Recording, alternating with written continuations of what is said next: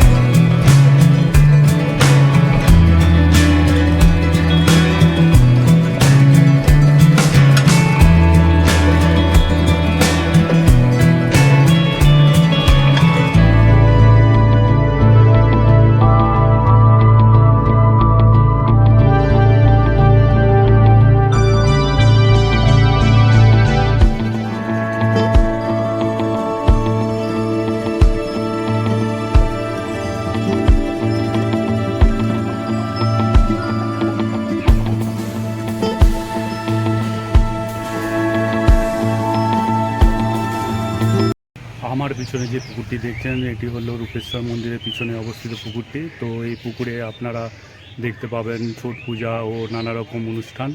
তো এই পুকুরটি খুবই পবিত্র এখানকার লোকজনের কাছে। তো এই পুকুরটি আপনারা এখন দেখুন, আমি দেখাচ্ছি। আর সামনে পুকুরের সামনেই আছে একটি বিশাল শিবের মূর্তি, সেটাও আপনাদেরকে দেখাচ্ছি।